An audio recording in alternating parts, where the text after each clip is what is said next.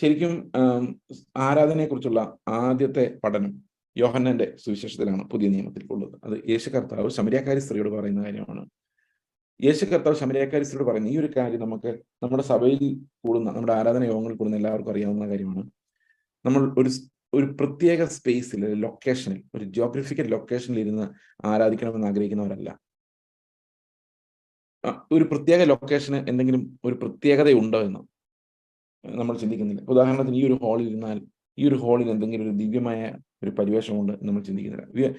അങ്ങനെ ഒരു ലോക്കലൈസ്ഡ് അല്ല നമ്മുടെ വർഷിപ്പ്. അതുപോലെ തന്നെ ചടങ്ങുകളിൽ അധിഷ്ഠിതവുമല്ല, ആചാരപരവുമല്ല, ഭൂമിശാസ്ത്രപരവുമല്ല. നമ്മുടെ ആരാധന എന്ന് പറയുന്നത് തികച്ചും ആത്മാവിലും സത്യത്തിലുള്ളതാണ്. അതിന് എവിടെ കൂടിയാലും കുഴപ്പമില്ല, ഏത് രീതിയിൽ ഇരുന്നാലും കുഴപ്പമില്ല, നിൽക്കുവോ, മുട്ടുകുത്തുവോ, ഇരിക്കുവോ, കൈ ഉയർത്തി പിടിച്ചിരിക്കുവോ, എങ്ങനെയായാലും പോസ്റ്റേഴ്സ് പ്രധാനമല്ല, ടൈം പ്രധാനമല്ല. ഏറ്റവും പ്രധാനമായിട്ടുള്ള ദൈവം മഹത്വപ്പെടുന്നുണ്ടോ നമ്മുടെ വാക്കുകളിലൂടെ, നമ്മുടെ ജീവിതത്തിലൂടെ എന്നുള്ളതാണ് സ്പിരിച്വൽ വർഷിപ്പ് എന്ന് പറയുന്നത്. അപ്പൊ കർത്താവ് ശമരിയക്കാരിയോട് പറയുന്നത് ദൈവത്തെ ആരാധിക്കാൻ മല കയറുകയോ യെരുശലേമിൽ വരികയോ ഒന്നും ചെയ്യേണ്ട കാര്യമില്ലാത്തൊരു കാലം വരുന്നു. ദൈവത്തെ നമസ്കരിക്കുന്നവരെല്ലാം അവരുടെ ആത്മാവിൽ സത്യം തിരിച്ചറിഞ്ഞ് ദൈവത്തെ വർഷിപ്പ് ചെയ്യുന്ന ഒരു കാലം വരുന്നു. അപ്പൊ ഈ ഒരു കാലഘട്ടമാണ് നമ്മുടെ ഇടയിൽ വന്നിരിക്കുന്നത്.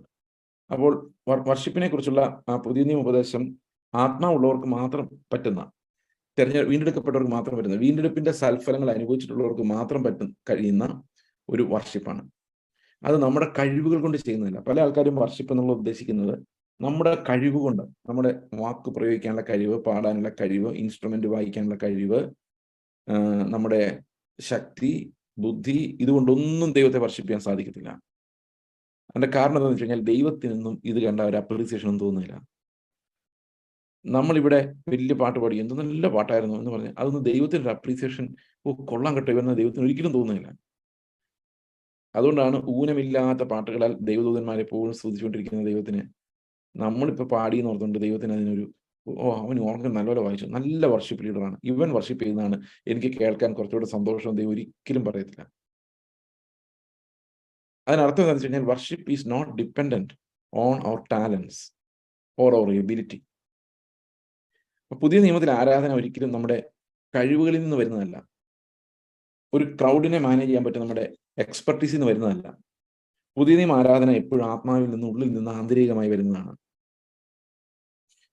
അതിന് പുറമേയുള്ള ഒരു കണ്ടീഷനും ബാധകമല്ല. അവന്റെ സാൽവേഷൻ മാത്രമാണ് അവിടെ പ്രധാനമായിട്ടുള്ളത്. Is he saved or not എന്നുള്ളത് മാത്രമാണ് ഒരു ആരാധനയെ ജെന്യുവിൻ ആരാധനയാക്കി മാറ്റുന്നത്. ആ ഒരു സാൽവേഷന്റെ മഹത്വം, രക്ഷയുടെ ആനന്ദം, ദൈവം ചെയ്ത ഏറ്റവും വലിയ പ്രവൃത്തി എന്ന് പറയുന്നത് സൃഷ്ടിയല്ല, രക്ഷയാണ്. സൃഷ്ടി എന്ന് പറയുന്ന ദൈവത്തിന് വളരെ നിസ്സാരമായിരുന്നു, ഉണ്ടാകട്ടെ അത്ര ഉണ്ടായിരുന്നു. പക്ഷെ രക്ഷ ദൈവം സ്വന്തം ജീവൻ കളഞ്ഞു നേടിയതാണ്. അപ്പോൾ ദൈവത്തിന്റെ പൂർണ്ണ മഹത്വം, ദൈവം ആരാണ്, എന്തെല്ലാം ചെയ്യാൻ ദൈവത്തിന് കഴിയും എന്നുള്ളത് ദൈവം വെളിപ്പെടുത്തുന്നത് സൃഷ്ടിയിലൂടെ അല്ല, നമ്മൾ സാൽവേഷനിലൂടെയാണ്. സാൽവേഷൻ അനുഭവിച്ചവർക്ക് മാത്രമേ ഇതെത്ര മനോഹരമാണ് ഈ രക്ഷ എന്ന് പറയാൻ പറ്റുള്ളൂ. അല്ലാത്ത ആളുകളെ സംബന്ധിച്ച് സൃഷ്ടിയാണ് ഭയങ്കരം. എത്ര മനോഹരമായ പ്രപഞ്ചത്തെ നീ ഉണ്ടാക്കി, സ്തോത്രം. നമുക്കറിയാതെ ശരിയാണ്, we acknowledge his creation, but more powerful and magnificent is the salvation. അപ്പൊ നമ്മൾ ദൈവത്തിന്റെ റെവലേഷൻ, ദൈവം ആരാണ്, ദൈവം എത്ര ശക്തനാണ്, എത്ര വിവേകമാണ്, ദൈവത്തിന്റെ പരിജ്ഞാനം എന്താണ് എന്ന് നമ്മൾ അറിയുന്നത് നമ്മളെ രക്ഷിക്കാൻ വേണ്ടി സ്വന്തം പുത്രനെ അയക്കുന്ന ആ ഒരു വമ്പൻ സംഭവമാണ്, ഒരു വലിയ സംഭവമാണ്. അപ്പോൾ ദൈവം അവന്റെ സ്നേഹത്തെ വെളിപ്പെടുത്തുന്ന ആ ഒരു റിഡംറ്റീവ് ആക്ട് ഓഫ് റിഡംഷൻ, രക്ഷാകര പ്രവൃത്തി, അതാണ് നമ്മുടെ ആരാധനയുടെ അടിസ്ഥാനം. ദൈവം ആരാണ് നമ്മൾ അറിഞ്ഞത് അങ്ങനെയാണ്.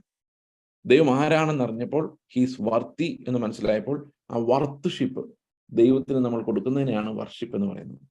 We just proclaim God is വർത്തി.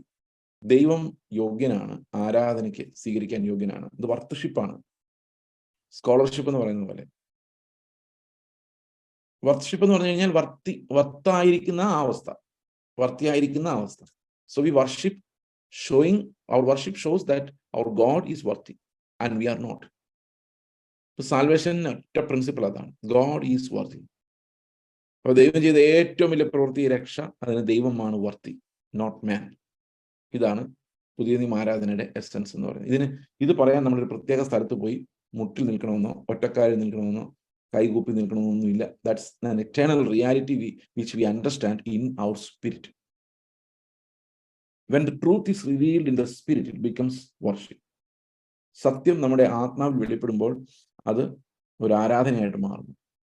എല്ലാ മഹത്വം ദൈവത്തിന് കരയറ്റപ്പെടുന്നു. ഇതാണ് വർഷിപ്പിന്റെ എസൻസ് എന്ന് പറയുന്നത്. ഈ വർഷിപ്പ് എത്ര പ്രധാനമാണെന്നുള്ളത് നമ്മൾ പഴയ നിയമത്തിൽ നോക്കുമ്പോൾ മനസ്സിലാവും. എന്നെ ആരാധിക്കുന്ന എൻ്റെ ജനത്തെ വിടണമെന്നാണ് കർത്താവ് ഫറവോനോട് പറയുന്നത്. അത് മരുഭൂമിയിൽ വേണമെന്ന് കർത്താവ് നിർബന്ധിക്കുന്നു. മരുഭൂമിയിൽ വേണമെന്ന് പറയുന്നതിന്റെ കാരണം പുറപ്പാട് പുസ്തകം 7 അധ്യായത്തിൽ പറയുന്നത് മരുഭൂമിയിൽ ആരാധിക്കേണ്ടതെന്നാണ്. അതൊരു നിഴലായിട്ട് നമുക്ക് മരുഭൂമിയിലേക്കല്ലോ ദൈവരെ വിളിക്കുന്ന കനാനിലേക്കാണ്. പക്ഷെ ഈ മരുഭൂമിയിൽ ആരാധിക്കണം. എന്തുകൊണ്ടാണ് അവിടെ നിന്ന് ആരാധിക്കാൻ പറ്റാത്തതെന്ന് വെച്ച് കഴിഞ്ഞാൽ ഈ ലോകത്തിന്റെ ഒരു വ്യവസ്ഥയുടെ ഭാഗമായിട്ടല്ല ദൈവത്തെ നമ്മൾ ആരാധിക്കുന്നത്, അതിൽ നിന്ന് വേർപെട്ടിട്ടാണ്. അപ്പൊ വേർപെടുക എന്ന് പറയുന്നത് ആരാധനയുടെ ഒരു റിക്വയർമെന്റ്. V R separated. അത് പഴയ നിയമത്തിൽ ജിയോഗ്രഫിക്കൽ സെപ്പറേഷൻ ആയിട്ടാണ് കർത്താവ് കാണിച്ചു തരുന്നത്. എന്നാൽ പുതിയ നിയമത്തിൽ ഒരു ജിയോഗ്രഫിക്കൽ സെപ്പറേഷനോ ഒരു ഫിസിക്കൽ സെപ്പറേഷനോ അല്ല. അത് നമ്മുടെ സ്പിരിറ്റിൽ മറ്റുള്ളവരിൽ നിന്ന് വ്യത്യസ്തരാണെന്നുള്ളതാണ്. We are removed from that world of lust and greed and worldliness. Okay, അതിൽ നിന്ന് നമ്മൾ വേർപെടുമ്പോഴാണ് നമ്മൾ ആരാധകരായി മാറുന്നത്. ആ മരുഭൂമിയിൽ മാത്രമേ ആരാധനയുള്ളൂ. കാരണം we have found something much greater. നമ്മൾ ഇതിനൊക്കെ അപ്പുറത്തുള്ള വലുതൊന്ന് കണ്ടിരിക്കുന്നു. ആ കണ്ടവരാണ് ഈ വേർപെട്ടവർ എന്ന് പറയുന്നത്. അപ്പൊ ഇന്ന് സഭകളിൽ വർഷിപ്പ് എന്ന് പറഞ്ഞുകൊണ്ട് അവർ ചെയ്യുന്ന ആ ഇൻസ്ട്രുമെന്റൽ എക്സ്യൂബറൻസ് ആ മ്യൂസിക്കിന്റെ ഭയങ്കരമായ എന്താ പറയുന്നത് ആ ആവിഷ്കാരം, അത് ശരിക്കും മരുഭൂമിയിലല്ല നടക്കുന്നത്. അത് ഈ ലോകത്ത് തന്നെയുള്ള ഒരു പരിപാടിയായിട്ടാണ്. അത് മനുഷ്യനാൽ നടക്കുന്നു. ബാബിലോൺ പോലെയാണ് ഇന്ന് ആരാധനകൾ ഉയർത്തപ്പെടുന്നത്. അപ്പോ ദൈവം അവന്റെ ജനത്തെ ലോകത്തിൽ നിന്ന് വേർപെടുത്തി അവന്റെ പ്രസൻസിലേക്ക് കൊണ്ടുവരുന്നത് ഒരു വർഷിപ്പിന്റെ ഒരുക്കമാണ്, ഒരു പ്രിപ്പറേഷൻ. ഇപ്പൊ ലോകത്തിൽ നമ്മളെ വേർപെടുത്തി കർത്താവ് അവന്റെ അടുത്തേക്ക് മരുഭൂമിയുടെ അവസ്ഥയിലേക്ക് നമ്മൾ എത്തിക്കുന്നത് ഒരു ആരാധനയുടെ ഒരടിസ്ഥാനമാണ്. ഓക്കെ, അപ്പോൾ ഇസ്രായേൽ മക്കള് ദൈവത്തെ ആരാധിക്കേണ്ട ഒരു രാജ്യം, അങ്ങനെയാണ് ഇസ്രായേൽ മക്കളെ ദൈവം തിരഞ്ഞെടുക്കുന്നത്. അപ്പൊ ശരിക്കും വർഷിപ്പ് എന്ന് പറയുന്നതിന്റെ അർത്ഥം നമ്മൾ നോക്കിക്കഴിഞ്ഞാൽ ascribing worship and majesty to God എന്നാണ്. അപ്പൊ നമുക്ക് ലോകത്തിരുന്നുകൊണ്ട് ചെയ്ത് കഴിഞ്ഞാലുള്ള പ്രശ്നം, ലോകത്തിലുള്ള പലതിനും നമ്മൾ മഹത്വം കൊടുത്തുകൊണ്ടാണ്. ലോകത്തിലുള്ള പലതും എൻജോയ് ചെയ്തുകൊണ്ട് ദൈവം വർത്തിയ എന്ന് പറയാൻ പറ്റില്ല. ഇന്നത്തെ പ്രോസ്പെരിറ്റി തിയോളജിയുടെ ഏറ്റവും വലിയ പ്രശ്നം എന്ന് പറയുന്നത് മനുഷ്യരെ സുഖലോലുപരാക്കുക എന്നുള്ളതല്ല, ദൈവത്തെ നിന്ദിക്കുക എന്നുള്ളതാണ്. അതിന്റെ കാരണം എന്താണെന്ന് വെച്ച് കഴിഞ്ഞാൽ ഈ ദൈവത്തിന്റെ മഹത്വത്തെക്കാളും വലുതായിട്ട് അവർ കാണുന്നത് ഈ ലോകത്തിന്റെ മഹത്വമാണ്. അപ്പോൾ ദൈവത്തെ അവർ സ്തോത്രം എന്ന് പറയുന്നതും ഈ ലോകം എത്ര മനോഹരമാണ്, ഈ ലോകത്തിൽ എൻജോയ് ചെയ്യാൻ നീ എന്നെ അനുവദിച്ചതിനായിട്ട് സ്തോത്രം എന്നാണ്.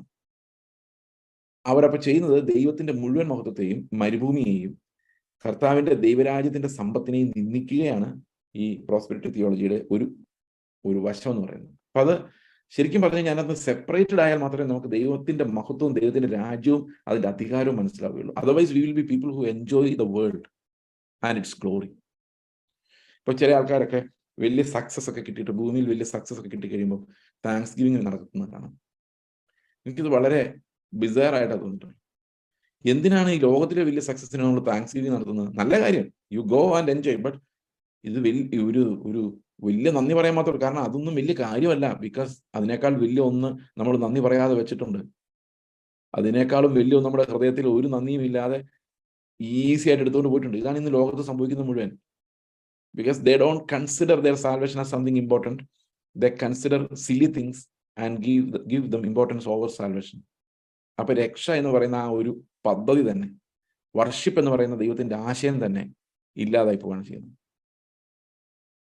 ഓക്കെ, അപ്പോൾ ദൈവത്തിന്റെ അസംബ്ലി എന്ന് പറയുന്ന ഒരു ഹോളി അസംബ്ലിയാണ്. അതിനകത്ത് മിസ്രൈമിന്റെ മാലിന്യങ്ങൾ കലരാത്ത ഒരു ഹോളി അസംബ്ലിയാണ് ദൈവത്തിന്റെ അസംബ്ലി എന്ന് പറയുന്നത്. ആ ഒരു ഹോളി അസംബ്ലിയിലേക്ക് നമ്മൾ മാനസികമായി പ്രവേശിക്കുക, സെപ്പറേറ്റഡ് ആവുക, and be in the presence of God and acknowledge his majesty and worship. അത് എത്തണമെങ്കിൽ നമ്മുടെ മരുഭൂമിയുടെ അവസ്ഥയിലേക്ക് മാറ്റപ്പെടേണ്ടത് ആവശ്യമാണ്. ഓക്കെ, അപ്പോൾ ദൈവത്തെ ആരാധിക്കാൻ വേണ്ടിയുള്ള ഒരു വിളിയാണ് ശരിക്കും സുവിശേഷത്തിന്റെ വിളി എന്ന് പറയുന്നത്. ഓക്കെ, അപ്പോൾ എബ്രായ ലേഖനം 12 അധ്യായത്തിൽ നമ്മൾ എപ്പോഴും ആദിജാതന്മാരുടെ സഭ എന്നൊക്കെ പറഞ്ഞു, നമ്മൾ വിശദമായിട്ടത് വായിച്ചിട്ടുള്ളതാണ്. അപ്പൊ അവരുടെ അടുത്തിലേക്കാണ് നമ്മളെ വിളിച്ചിരിക്കുന്നതെന്ന് പറഞ്ഞു കഴിഞ്ഞാൽ അതിന്റെ അർത്ഥം നമ്മൾ അവന്റെ പ്രസൻസിലേക്കാണ് വരുന്നതെന്ന് പറഞ്ഞതിന്റെ അർത്ഥം ഈ രക്ഷയുടെ തന്നെ പർപ്പസ് എന്ന് പറയുന്നത് ദൈവത്തിന്റെ മുൻപിൽ ആരാധനയായി അർപ്പിക്കപ്പെടുക, ആരാധനയായി സമർപ്പിക്കപ്പെടുക, വർഷിപ്പ് ഹിം എന്നുള്ളതാണ് ഏറ്റവും നോബ്ലസ്റ്റ് ഓഫീസ്. അതുകൊണ്ടാണ് നമ്മുടെ സഭകളിൽ വർഷിപ്പിന് ഇത്രയും പ്രാധാന്യം കൊടുക്കുന്നത്. വർഷിപ്പ് ചെയ്യ എന്ന് നിർബന്ധിക്കും. അത് ചുമ്മാ ഇരുന്ന് നമ്മൾ കുറച്ചുപേര് വർഷിപ്പ് ചെയ്യുമ്പോൾ ബാക്കിയുള്ളവർ ചുമ്മാ ഇരുന്ന് ഉറങ്ങുകയോ മറ്റു പണികൾ ചെയ്യുകയൊക്കെ ചെയ്യാൻ ചില ആൾക്കാർ എന്ത് ചെയ്യുന്നത് വെച്ച് കഴിഞ്ഞാൽ, ഇത് ഞാൻ പ്രവചിക്കുന്നൊന്നുമല്ല, ഒരു ഉദ്ദേശം വെച്ച് പറയുന്നതാണ്. ഞാൻ വേണേ പ്രവചനമായിട്ട് എടുത്താലും കുഴപ്പമൊന്നുമില്ല. നമ്മൾ ഈ രാവിലെ മീറ്റിംഗ് തുടങ്ങുമ്പോൾ, അല്ലെങ്കിൽ ഉച്ചയ്ക്ക് എപ്പോഴെങ്കിലും സൂം മീറ്റിംഗ് തുടങ്ങുമ്പോൾ, അല്ലെങ്കിൽ സൺഡേയിൽ സൂമിൽ ചേരുമ്പോൾ സാധാരണ ആൾക്കാർ വിചാരിക്കാൻ സാധ്യതയുള്ളൊരു വിഷയം ഞാൻ പറയുകയാണ്, ഇപ്പോൾ വർഷിപ്പിന്റെ ടൈമാണ്, ഇപ്പോൾ നമ്മൾ കുക്ക് ചെയ്ത് കഴിഞ്ഞാൽ നമുക്ക് പ്രസംഗത്തിന്റെ സമയമാകുമ്പോഴേക്കും കയറാം, അല്ലെങ്കിൽ ഇപ്പോൾ നമ്മൾ വേറെ പണികളൊക്കെ ചെയ്തെന്ന് കുളിക്കുകയോ റെഡിയാവുകയോ ഒക്കെ ചെയ്യാം, വർഷിപ്പ് കഴിയട്ടെ. അപ്പോൾ അതിനകത്ത് വലിയ കാര്യമൊന്നുമില്ല, ഇത് എപ്പോഴും അവർ അങ്ങോട്ടും ഇങ്ങോട്ടും ഒരേ കാര്യം തന്നെ പറഞ്ഞുകൊണ്ടിരിക്കുന്നത് നമുക്ക് മിസ് ചെയ്യുന്നില്ല. അത് കഴിഞ്ഞ് നമ്മൾ സാക്ഷ്യവും പ്രബോധനവും പ്രസംഗവും ഒക്കെ വരുമ്പോഴേക്കും നമുക്ക് കറക്റ്റ് എത്താം എന്ന് ചിന്തിക്കുമ്പോൾ നമ്മൾ ഏറ്റവും പ്രാധാന്യം കൊടുക്കുന്നത് ദൈവത്തെ മഹത്വപ്പെടുത്താനല്ല എന്നുള്ളതുകൊണ്ടാണ് അത് വലിയൊരു കാര്യമല്ലാതെ വരുന്നത്. അപ്പോൾ ആരാധന എന്ന് പറയുന്നത് നമുക്ക് ഇപ്പം 9:30 സർവീസ് തുടങ്ങുമെന്ന് പറഞ്ഞു കഴിയുമ്പോൾ നമ്മൾ വിചാരിക്കുന്നത് ഒരു 10:30 ആകുമ്പോഴേക്കും ചെല്ലാം അല്ലെങ്കിൽ തുറക്കാം എന്ന് ചിന്തിക്കാനുള്ള കാരണം ഈ ദൈവത്തെ അങ്ങോട്ട് മഹത്വപ്പെടുത്തുന്നതിനകത്ത് നമുക്കൊരു ത്രില്ല് തോന്നുന്നില്ല. അതായത് ഈ സാൽവേഷന്റെ ത്രില്ല് നമുക്ക് മനസ്സിലാകുന്നില്ല എന്നുള്ളതാണ്. ഞാൻ ഈ വാക്കുകളെല്ലാം, ഈ വർഷിപ്പിന്റെ വാക്കുകളെല്ലാം ഞാൻ ശ്രദ്ധിക്കാറുണ്ട്. കാരണം അത് ഒരു മനുഷ്യൻ എന്തുമാത്രം കർത്താവിന്റെ അടുത്തു നിന്നാണ് കാണിക്കുന്നത്. ഒരാൾ വർഷിപ്പ് ചെയ്യുമ്പോൾ മനസ്സിലാവും ദൈവത്തെ അവന് മനസ്സിലായിട്ടുണ്ടോ. പിന്നെ തല്ലിപ്പൊളി സ്വഭാവം കാണിച്ചിട്ട് നല്ല ഒന്നാന്തരം വാക്കുകൾ ഉപയോഗിച്ച് വർഷിപ്പ് ചെയ്യുന്നവരുണ്ട്. അത് കുറച്ചുകൂടെ നമ്മൾ കഴിഞ്ഞാലേ അങ്ങനെയൊക്കെ നമ്മൾ ആവുള്ളൂ, ആയി വരുന്നേ ഉള്ളൂ. കാരണം ഒരു മെച്യൂരിറ്റി ആയി കഴിയുമ്പോഴേക്കും വാക്കുകളെല്ലാം നമ്മൾ കാണാൻ പഠിക്കും. പിന്നെ നമ്മൾ എന്ത് കാണിച്ചാലും നമുക്ക് ഒരു കുറ്റബോധം ഉണ്ടാവില്ലെന്ന് മാത്രമല്ല, വർഷിപ്പ് ചെയ്യുമ്പോൾ ഭയങ്കര പാവങ്ങളായിട്ട് എല്ലാവർക്കും തോന്നുകയും ചെയ്യും. പക്ഷെ അത്രയും വേഷം കെട്ടാൻ നമ്മൾ തുടങ്ങിയിട്ടേ ഉള്ളൂ. പതുക്കെ അങ്ങനെ ആവും സൂക്ഷിച്ചില്ലെങ്കിൽ. അപ്പോൾ ട്രൂ വർഷിപ്പ് എന്ന് പറയുന്നത് ആന്തരികമായി നമുക്ക് ദൈവത്തെ വർഷിപ്പ് ചെയ്യുന്ന ആ ഒരു വർഷിപ്പ് നമ്മുടെ ഹൃദയത്തിൽ നിന്ന് ഉയരുമ്പോൾ അത് ദൈവത്തിന്റെ ആ മഹത്വത്തെ പ്രസ്താവിക്കുമ്പോൾ അതിനെയാണ് നമ്മൾ ഒരു യഥാർത്ഥ ദൈവോദ്ദേശത്തിലുള്ള ഒരു ആരാധന എന്ന് പറയുന്നത്. അതിന് മാനുഷികമായി യാതൊരു ഇൻസ്ട്രുമെന്റ് ആവശ്യമില്ല. പാട്ടിന്റെ താളം കറക്റ്റ് ആവണമെന്നില്ല. നമ്മൾ ഒറ്റയ്ക്ക് പാടുമ്പോൾ എങ്ങനെ പാടിയാലും കുഴപ്പമില്ല. ഒന്നിച്ച് പാടുമ്പോൾ ഒരു ട്യൂൺ ഉണ്ടെങ്കിൽ എളുപ്പമായിരിക്കും. അതുകൊണ്ട് അത്ര പാട്ട് അറിയാൻ പാടില്ല എന്ന് ഉള്ളവര് ഇത്തിരി ഒന്ന് സൗണ്ട് എങ്കിലും കുറച്ച് കഴിഞ്ഞാൽ അത് ബാക്കിയുള്ളവർക്കെല്ലാം ഒന്നിച്ച് പാടാൻ പറ്റും എന്നുള്ളതല്ലാതെ ഇതിനകത്ത് ട്യൂണിന് അതിനകത്ത് യാതൊരു പ്രാധാന്യവുമില്ല. ഞാൻ പലപ്പോഴും ആലോചിക്കുന്നുണ്ട്, കർത്താവ് ഇങ്ങനെ പറയാണ്, അവന്റെ ട്യൂൺ കൊള്ളത്തില്ല, അവന്റെ വർഷിപ്പ് ഞാൻ അക്സെപ്റ്റ് ചെയ്യുന്നില്ല എന്ന് കർത്താവ് പറയുന്ന ആലോചിക്കും. മനുഷ്യനെയൊക്കെ കഷ്ടമായി പോയില്ലേ, നമ്മൾ തന്നെ അതിനേക്കാൾ എത്ര മര്യാദയുള്ളവർ. സഹോദരങ്ങളെ, ദൈവം അത് നോക്കുക പോലുമില്ല ഞാൻ ഉറച്ചിരിക്കുന്നു. കാരണം അങ്ങനെ നോക്കിയാൽ എന്നെ പോലെ പാടാൻ അറിയാൻ വയ്യാത്തവര് എങ്ങനെയാണ് ദൈവത്തെ ആരാധിക്കുന്നത്? So it is not about songs, it is not about instruments, it's about a broken heart acknowledging the worship and majesty of the Lord. അതാണ് നമ്മുടെ മുമ്പിൽ കർത്താവ് വെച്ചിരിക്കുന്ന വർഷിപ്പ് എന്ന് പറയുന്നത്.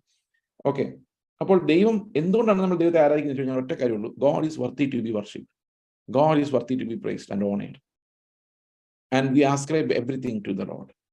ദൈവമാണ് എല്ലാം ചെയ്യുന്നത് നമ്മൾ അക്നോളജ് ചെയ്യുന്നു. ഇനി ശരിക്കും പറഞ്ഞു കഴിഞ്ഞാൽ ഈ ആരാധന കൊണ്ട് ആരാധിക്കുന്നവർക്ക് എന്താണ് ലഭിക്കുന്നത്? നമ്മൾ പലപ്പോഴും ചിന്തിച്ചിട്ടുണ്ട്, ആരാധിക്കുമ്പോൾ വിടുതൽ, അല്ലേ? ആരാധിക്കുമ്പോൾ വിടുതൽ. ആരാധിക്കുമ്പോൾ വിടുതൽ എന്ന് പറയുന്നത് എന്ത് വിടുതലാണ്? വിടുതലുണ്ടെന്നുള്ള ഒരു ഉറപ്പാണ്, പക്ഷെ എന്ത് വിടുതലാണ് നമുക്ക് ലഭിക്കുന്നത്? പണ്ട് ഞാൻ വിചാരിച്ചോണ്ടിരുന്ന ഈ കൈയടിക്കുമ്പോൾ ഉണ്ടാകുന്നൊരു വിടുതൽ, അതായത് ചെറിയ ടെമ്പറേച്ചറുകളൊക്കെ നല്ലപോലെ കൈയടിച്ചൊന്ന് തുള്ളിക്കഴിഞ്ഞാൽ വേർപ്പായിട്ട് മാറും. അന്ന് വർഷിപ്പ് ചെയ്ത് കഴിഞ്ഞ് വേർത്ത് കഴിയുമ്പോഴേക്കും ഒരു റിലീഫ് തോന്നുമായിരുന്നു. ഇത് ശരിക്കും പറഞ്ഞു കഴിഞ്ഞാൽ ഇത് വിടുതലാണെന്ന് വിചാരിച്ചോണ്ടിരുന്ന കാലം എനിക്കുണ്ടായിരുന്നു. ഇന്ന് നല്ലപോലെ വർഷിപ്പ് ചെയ്തു, എവിടെയോ എൻ്റെ കൺട്രോൾ പോയ സമയത്ത് എൻ്റെ പ്രശ്നങ്ങളെല്ലാം മാറി. ഏതോ ഒരു സമയത്ത് ആ കൈയടി മൂത്ത് വന്നപ്പോൾ ദൈവം എവിടെയോ ഇറങ്ങി വന്ന് പ്രവർത്തിച്ചു എന്നൊക്കെ നമ്മളിങ്ങനെ ധരിക്കുകയാണ്. ശരിക്കും പറഞ്ഞു കഴിഞ്ഞാൽ അത് നമ്മൾ എക്സ്ട്രസീലോട്ട് പോയി എന്നുള്ളതല്ലാതെ അവിടെ ഒന്നും സംഭവിച്ചില്ല. തിരിച്ചു വരുമ്പോൾ നമ്മൾ പഴയ ആൾക്കാർ തന്നെയായിട്ടാണ് വരുന്നത്. എന്നാൽ വർഷിപ്പിന് വേറെ ചില വിടുതലുകൾ, നമ്മൾ വിചാരിക്കാത്ത ചില വിടുതലുകൾ ഒരുപക്ഷെ നമ്മൾ അറിയാമായിരിക്കാം. അങ്ങനെ ഈ സ്വാഭാവിക ജീവനിലുള്ളതല്ലാത്ത വിടുതലുകൾ. സങ്കീർത്തനത്തിൽ പറയുന്ന പോലെ, in your presence there is fullness of joy, നിന്റെ സന്നിധാനത്തിൽ എനിക്ക് ആനന്ദ പൂർണ്ണതയുണ്ട് എന്ന് പറയുന്നു. അതുപോലെ 73-ാം സങ്കീർത്തനം പറയുന്നത് പോലെ, whom have I in heaven but you? 22-ാം വാക്യം ഇങ്ങനെ പറയുന്നു, ഞാൻ പൊട്ടനും ഒന്നും അറിയാത്തവനുമായിരുന്നു, നിന്റെ മുമ്പിൽ മൃഗം പോലെ ആയിരുന്നു. നമ്മുടെ രക്ഷയുടെ ഒരു പാട്ടായത്. ശരിക്കും പഴയ നിയമത്തിലെ ഏറ്റവും പവർഫുൾ ആയിട്ടുള്ള ഒരു പ്രൊഫറ്റിക് സാൽവേഷനെ കുറിച്ച് പറയുന്ന ഒരു പ്രൊഫറ്റിക് വേഴ്സസ് ആണത്. എന്നിട്ട് ഞാൻ എപ്പോഴും നിന്റെ അടുക്കൽ ഇരിക്കുന്നു. അതെങ്ങനെ ഇരിക്കുന്നു? ഞാനൊരു പൊട്ടനും മൃഗത്തെ പോലുള്ളവനാണെങ്കിലും എപ്പോഴും ഞാൻ നിന്റെ അടുക്കലിരിക്കുന്നു, നീ എന്നെ വലം കൈക്ക് പിടിച്ചിരിക്കുന്നു. അതുകൊണ്ടാണ് അടുത്തിരിക്കുന്നത്, അല്ല ഞാൻ പണ്ടേ പോകാൻ. പൊട്ടനും മൃഗത്തെ പോലെ ഇരിക്കുന്നവനുമായി ഞാൻ എങ്ങനെയാണ് ദൈവത്തിന്റെ സന്നിധി പോയിരിക്കുന്നത്? ഞാൻ പോയിരിക്കില്ല എൻ്റെ സ്വഭാവം വെച്ച്. പക്ഷെ ദൈവം എന്നെ വലം കൈക്ക് പിടിച്ചിരിക്കുന്നു. അതുകൊണ്ട് ഞാൻ അവിടെ തന്നെ ഇരിക്കുന്നു. അപ്പൊ ദൈവം ആരെയെ പിടിച്ചു വെച്ചിരിക്കുന്നത്? ഒരു പൊട്ടനെ, ഒരു മൃഗത്തെ പോലുള്ള ഒരുത്തനെ ദൈവം വിടാതെ വലം കൈക്ക് പിടിച്ച് അവിടെ ഇരുത്തിയിരിക്കുകയാണ്. ഇതാണ് എൻ്റെ അവസ്ഥ. ഇപ്പൊ ചിലരുടെ കാര്യം പറഞ്ഞു കഴിയുമ്പം നമ്മൾ ചിലരെ കുറിച്ച് പറയുമ്പം, ഓ അയാൾ അത്ര നല്ല മനുഷ്യനാണ്, അവൾ ദൈവരാജ്യത്തിൽ വന്നത് ദൈവത്തിന് ഭയങ്കര ലാഭമാണെന്ന് ചിന്തിക്കുന്ന ആൾക്കാരുണ്ട്. ചില ആൾക്കാരെ കുറിച്ചുണ്ട്, അവരൊക്കെ ദൈവരാജ്യത്തിലേക്ക് വന്നാൽ എത്ര നല്ലതായി പ്രയോജനപ്പെടുമായിരുന്നു എന്ന് പറഞ്ഞു കഴിഞ്ഞാൽ, ദൈവം ഇനി ഇവന്റെ ടാലന്റ് പ്രയോജനപ്പെടുത്താൻ പോകും. പൊട്ടനും മൃഗതുല്യരുമായ ആളുകളുടെ വലം കൈക്ക് പിടിച്ചിരിക്കുന്ന ദൈവമാണ് നമ്മുടെ ദൈവം. അതുകൊണ്ടാണ് ഈ പൊട്ടന്മാരും മൃഗത്തെ പോലുള്ളവരും ഓടിപ്പോകാത്തത്. ഇന്നലെ ഞാൻ പറഞ്ഞ പോലെ കർത്താവ് തോളിൽ എടുത്ത് വെച്ചിരിക്കുന്നതുകൊണ്ടാണ് നമ്മളൊക്കെ ജീവിച്ചു പോകുന്നത്. നിലത്ത് വെച്ചാൽ നമ്മളെ പിന്നെ കാണുകയില്ല. അതുകൊണ്ട് ദൈവം ഈ ആടിനെ തോളത്തെടുത്തുകൊണ്ടാണ് പോകുന്നത്.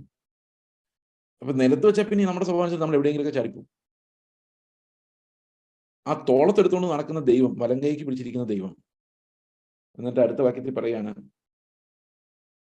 നിന്റെ ആലോചനയാൽ നീ എന്നെ നടത്തും. അപ്പൊ ചിലപ്പോൾ അതിനകത്ത് അടിയിടിയൊക്കെ കൊണ്ടുവന്ന് വരും. പിന്നത്തതിൽ മഹത്വത്തിലേക്ക് എന്നെ നീ കൈക്കൊള്ളും. എത്ര ഭയങ്കരമാണ് ഇത്! ശരിക്കും പറഞ്ഞു കഴിഞ്ഞാൽ നമ്മുടെ രക്ഷയുടെ ആ ഒരു പെർഫെക്റ്റ് ഡിസ്പ്ലേ ഈ സങ്കീർത്തനത്തിനകത്ത് ഇങ്ങനെ ഗ്ലിംസസ് ഓഫ് പ്രൊഫസീസ് നമുക്ക് കാണാൻ പറ്റും. ഓക്കെ, ഇത് ആസാഫിന്റെ ഒരു പ്രവചനമാണ്. ദാവീദും ആസാഫും ഒത്തിരി പ്രവചനമായിട്ടുള്ള വാക്യങ്ങൾ പറഞ്ഞിട്ടുണ്ട്.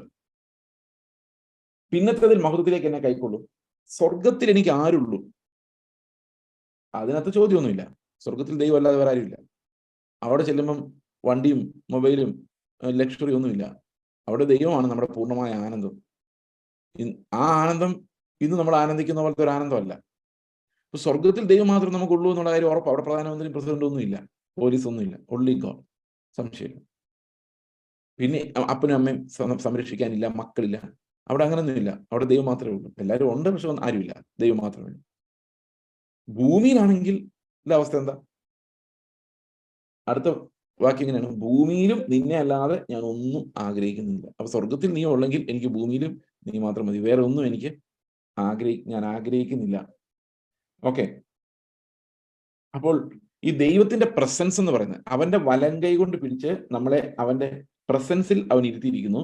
അവിടെ എന്താ സംഭവിക്കുന്നത് വെച്ച് കഴിഞ്ഞാൽ, ആ ഒരു റിലേഷൻഷിപ്പിന്റെ ആനന്ദം, എനിക്ക് സ്വർഗത്തിൽ നീ മാത്രമേ ഉള്ളൂ എന്നുള്ളത് കൊണ്ട് ഈ ഭൂമിയിലും ഞാൻ നിന്നെ അല്ലാതെ ആരെയും ആഗ്രഹിക്കുന്നില്ല എന്ന് പറയുന്ന, ഭൂമിയിൽ ഒത്തിരി ആൾക്കാരുണ്ട്, പക്ഷെ ആരെയും ഞാൻ ആഗ്രഹിക്കുന്നില്ല, നിന്നെ മാത്രമാണ് ആഗ്രഹിക്കുന്നത്. ഇത് ഒരു വർഷിപ്പിന്റെ ഭാഗമാണ്. Because I have seen that only the Lord is there for me in heaven. അതുകൊണ്ട് നീ മാത്രം മതി. നമ്മൾ ഈ വർഷിപ്പിന് ചുമ്മാ പാടുന്ന പോലെ അല്ല, നീ മാത്രം മതി എനിക്ക്, നീ അല്ലാതെ വേറെ ഒരു ആഗ്രഹവും ഇല്ല. ഇത് നമ്മൾ ദൈവത്തിന്റെ മഹത്വം കാണുന്നതാണ്. ദൈവത്തിന്റെ മഹത്വം നമ്മൾ കാണുമ്പോൾ നമുക്കതൊരു വലിയ ആനന്ദമായിട്ടാണ് മാറുന്നത്. അപ്പോൾ ശരിക്കും പറഞ്ഞു കഴിഞ്ഞാൽ ദൈവത്തിൽ ആനന്ദിക്കാനും ദൈവത്തിൽ തൃപ്തരാകാനും കർത്താവ് മതി എന്ന് പറയാനും ഈ ആരാധന നമ്മളെ സഹായിക്കുന്നുണ്ട്. ആലോചിക്ക്, ഈ നമ്മൾ ഇന്ന് ആരാധിക്കാൻ സ്തോത്രം ചെയ്യാൻ ഉപയോഗിച്ച വാക്കുകൾ എന്ന് ആലോചിക്കുക. ഇത് ശരിക്കും നമ്മൾ സ്തോത്രം ചെയ്യുമ്പോൾ നമുക്കുണ്ടാകുന്ന ഏറ്റവും വലിയ വിടുതൽ എന്ന് പറയുന്നത് നമ്മുടെ ആനന്ദം മാറുന്നു എന്നുള്ളതാണ്. അതായത് ഈ ലോകത്തിലുള്ള ആനന്ദത്തിനപ്പുറം ദൈവത്തിൽ ആനന്ദിക്കാൻ നമുക്ക് സാധിക്കുന്നത് ഈ ആരാധനയിലൂടെ ദൈവം നമ്മളിൽ വെളിപ്പെടുമ്പോഴാണ്, അല്ലെങ്കിൽ നമുക്ക് പ്രകാശം നൽകുമ്പോഴാണ്. അപ്പോൾ we can find the joy in the Lord and enjoy the presence of the Lord എന്ന് പറഞ്ഞു കഴിഞ്ഞാൽ, ഈ ലോകത്തിലെ വേറെ എല്ലാ മഹത്വത്തിനും മുകളിൽ ദൈവം മഹത്വപ്പെട്ടിരിക്കുന്നു എന്നുള്ളത് നമുക്ക് ലോകത്തോടുള്ള ആസക്തി ഇല്ലാതാക്കുന്ന ആ ഒരു ഡെലിവറൻസ് നമുക്ക് തരും. ദൈവം എത്ര മഹത്വമാണെന്ന് എനിക്ക് വേണ്ടി വെച്ചിരിക്കുന്നു, പിന്നെ അവൻ ഇപ്പോൾ അവന്റെ കൈ കൊണ്ട് എന്നെ നടത്തി നാളെ എന്നെ ആ വലിയ മഹത്വത്തിലേക്ക് ചേർത്ത് കൊള്ളുമെന്നുള്ള ബോധ്യം എന്നെ ലോക സ്നേഹത്തിൽ നിന്ന് രക്ഷിക്കാൻ പര്യാപ്തമാണ്. ശരിക്കുമുള്ള വിടുതൽ എന്ന് പറയുന്നത് ഈ ലോക സ്നേഹത്തിൽ നിന്നുള്ള വിടുതലാണ്. അതുപോലെ സങ്കീർത്തനം 84 വളരെ പ്രശസ്തമായ ഒരു സങ്കീർത്തനമാണ്. അവിടെ പറയുന്നത് തിരുനിവാസം എത്ര മനോഹരം. അത് ദൈവത്തെ എൻജോയ് ചെയ്യുന്നതാണ്. അത് വർഷിപ്പ് ചെയ്യുന്ന ഒരാളെ സംബന്ധിച്ച് he delights and finds joy in the Lord. 84-ാമത്തെ സങ്കീർത്തനം. തിരുനിവാസം എത്ര മനോഹരം, എൻ്റെ ഉള്ളം യഹോവയുടെ പ്രാകാരങ്ങളെ വാഞ്ചിച്ചു മോഹിച്ചു പോകുന്നു. എൻ്റെ ഹൃദയവും എൻ്റെ മാംസവും ജീവനുള്ള ദൈവത്തെ നോക്കി ഘോഷിക്കുന്നു. ആ താഴോട്ട് വായിക്കുന്ന അനേക സ്ഥലത്തും നിന്റെ ആലയത്തിൽ വസിക്കുന്നവർ ഭാഗ്യവാന്മാർ, അവർ നിന്നെ നിത്യം സ്തുതിച്ചുകൊണ്ടിരിക്കും. ഇതെല്ലാം ദൈവത്തെ നമ്മൾ എൻജോയ് ചെയ്യുന്നതിനെ കുറിച്ചും ദൈവത്തിന്റെ കരം നമ്മൾ നമ്മുടെ ജീവിതത്തിൽ എല്ലാ മോമെന്റിലും കാണുന്നതിനെ കുറിച്ചുമാണ്. അപ്പോൾ ഓരോ ദിവസവും ദൈവത്തെ സ്തുതിക്കുകയും അവനെ മഹത്വപ്പെടുത്തുകയും ചെയ്യുമ്പോൾ ദൈവിക ദാനങ്ങളായ ആനന്ദം, സ്വർഗീയ ആനന്ദം അനുഭവിക്കുവാൻ നമുക്ക് കഴിയും എന്ന് നമ്മളെ വേദപുസ്തകം പഠിപ്പിക്കുന്നു. ഓക്കെ, ഇനി അതുപോലെ തന്നെ പ്രധാനപ്പെട്ട ഒരു കാര്യമാണ്, നമ്മൾ ദൈവത്തിൽ സന്തോഷിക്കുന്നത് പോലെ തന്നെ ദൈവം നമ്മളിൽ സന്തോഷിക്കുന്ന ഒരു ദൈവമാണ്. ഞാൻ ഇത് പലപ്പോഴും നമ്മൾ വായിച്ചിട്ടുള്ള ഒരു വാക്യമാണ്, സെഫന്യാവിന്റെ പുസ്തകം 3:17 മുതലുള്ള വാക്യം. അത് എന്നെ ഏറ്റവും കൂടുതൽ വേദപുസ്തകത്തിൽ അത്ഭുതപ്പെടുത്തിയിട്ടുള്ള ഒരു വാക്യമാണ്. ദൈവത്തിന്റെ ആട്രിബ്യൂട്ട്സിനെ സംബന്ധിച്ച്, ദൈവത്തിന്റെ സ്വഭാവത്തെ സംബന്ധിച്ച്. അവിടെ പറയുന്നത്, the Lord your God is in your midst. നിന്റെ ദൈവം നിന്റെ മധ്യേ ഇരിക്കുന്നു. അത് മലയാളത്തിൽ എക്സാക്ട്ലി അങ്ങനെ അതിനകത്തൊരു വാക്കും ഞാൻ വിട്ടുപോയിട്ടുണ്ട്. മലയാളത്തിൽ അതൊന്ന് വായിക്കാം. സെഫന്യാവിന്റെ പുസ്തകം 3:17. നിന്റെ ദൈവമായ യഹോവ രക്ഷിക്കുന്ന വീരനായി നിന്റെ മധ്യേ ഇരിക്കുന്നു. അവൻ നിന്നിൽ അത്യന്തം സന്തോഷിക്കും. ആര്? ദൈവം എന്നിൽ സന്തോഷിക്കും. എന്ത് കണ്ടിട്ടാ? പൊട്ടനും മൃഗത്തെ പോലെ ഇരിക്കുന്ന എന്നെ നോക്കിയിട്ട് ദൈവം സന്തോഷിക്കും. എങ്ങനെ സന്തോഷിക്കും? അത്യന്തം സന്തോഷിക്കും. ഞാൻ പലപ്പോഴും ആലോചിച്ചിട്ടുണ്ട്, ദൈവം നമ്മെ നോക്കി അത്യന്തം സന്തോഷിക്കും. ഒരു നിമിഷം ഒന്ന് ആലോചിക്കേ. അടുത്തത്, തന്റെ സ്നേഹത്തിൽ അവൻ മിണ്ടാതിരിക്കുന്നു. ഈ തന്റെ സ്നേഹത്തിൽ അവൻ മിണ്ടാതിരിക്കുന്നു എന്ന് പറയുന്നത് ഒരർത്ഥത്തിൽ ശരിയാണ്. ദൈവം നമ്മുടെ പല സമയത്തും മിണ്ടാതിരിക്കുന്നവനായിട്ട് നമ്മൾ കാണുന്നുണ്ട്. ആ ദൈവത്തിന്റെ സ്നേഹമാണ്. കാണാതെ വിശ്വസിക്കാൻ നമ്മളെ പഠിപ്പിക്കുകയാണ്. കേൾക്കാതെ വിശ്വസിക്കാൻ, വാഗ്ദത്തങ്ങളിൽ ഒരു എവിഡൻസും ഇല്ലാതെ വിശ്വസിക്കുന്നവരാണ് ശരിയായ വിശ്വാസികൾ. രക്ഷയുടെ വാഗ്ദത്തം നമുക്ക് ലഭിച്ചിട്ടുണ്ട്. ആ വാഗ്ദത്തത്തിൽ ഞാൻ കണ്ണും പൂട്ടി വിശ്വസിക്കുകയാണ്. അപ്പൊ ചിലർ എനിക്ക് ദൈവനോട് ഇന്നലൊന്നും സംസാരിച്ചില്ല, എനിക്കൊന്നും സംസാരിച്ചില്ല, കുറച്ചാഴ്ചയായിട്ടൊന്നും മിണ്ടുന്നില്ല. തന്റെ സ്നേഹത്തിൽ അവൻ മിണ്ടാതിരിക്കുന്നു. ഇതാണ് മലയാള ട്രാൻസ്ലേഷൻ വായിക്കുമ്പോൾ ലഭിക്കുന്ന അർത്ഥം. എന്നാൽ ഇംഗ്ലീഷിൽ അത് വായിക്കുമ്പം ദൈവം മിണ്ടാതിരിക്കുന്നുള്ളതിനേക്കാളും ദൈവം അവന്റെ സ്നേഹത്തിൽ സ്വസ്ഥനായിരിക്കും എന്നുള്ളതാണ്. ദൈവം അവന്റെ സ്നേഹത്തിൽ സ്വസ്ഥനായിരിക്കും. അതാണ് കിങ് ജെയിംസ് വേർഷനിലുള്ള translation. He will rest in his love. ദൈവം അവന്റെ സ്നേഹത്തിൽ സ്വസ്ഥനായിരിക്കുന്നു. ഈ മനുഷ്യന്റെ സ്നേഹം എന്ന് പറഞ്ഞു കഴിഞ്ഞാണല്ലോ ഒരു സ്വസ്ഥതയില്ലാത്ത സ്നേഹമാണ്. നമുക്കറിയാം, ഒരു ചെറുക്കനും പെണ്ണും കൂടി ചെറുപ്പത്തിലെങ്ങാനും പ്രേമത്തിൽ വീണ് കഴിഞ്ഞാൽ അവർക്ക് യാതൊരുവിധ സ്വസ്ഥതയുമില്ല. ഒരു നേരം ഫോൺ കിട്ടിയില്ലെങ്കിൽ സ്വസ്ഥതയില്ല. ഫോൺ വിളിക്കുമ്പോൾ 2 പ്രാവശ്യം വിളിക്കുമ്പോൾ മറ്റയാളുടെ ഫോൺ എൻഗേജ്ഡ് ആണെങ്കിൽ ഉള്ള സ്വസ്ഥത മുഴുവൻ ഇത് ആരെയാണ് വിളിക്കുന്നത് എന്നുള്ള ആങ്സൈറ്റി അവിടെ തുടങ്ങും. പല പ്രാവശ്യം ഹായ് പറഞ്ഞിട്ട് തിരിച്ച് റെസ്പോണ്ട് ചെയ്തില്ലെങ്കിൽ തീർന്നു. അപ്പം ഭയങ്കര അസ്വസ്ഥതയാണ് ഈ ആധുനിക കാല ഇങ്ങനെയുള്ള സംബന്ധങ്ങൾ. പഴയകാലം എനിക്കറിയാമില്ല. പഴയകാലം എനിക്കറിയാൻ ഞാൻ ആദ്യമായിട്ട് പറയാം. ശരിക്കും പറഞ്ഞാൽ അങ്ങനെ ഒരു ടെൻഷനോട് ഞാൻ പോയിട്ടില്ലാത്തതുകൊണ്ട് എനിക്ക് അറിയത്തില്ല. പക്ഷെ ഞാൻ കണ്ടിട്ടുണ്ട് പല ആളുകളുടെ ഉള്ള സമാധാനം മുഴുവൻ പോകും. ഇത് എന്താ, ലൈഫിൽ മുഴുവൻ ഈ സ്നേഹം മുഴുവൻ ഭയങ്കര സ്ട്രെസ്സാ. പേരൻസിന്റെ സ്നേഹം സ്ട്രെസ്സാ. ആലോചിക്കാൻ മുഴുവൻ സ്ട്രെസ്സാ.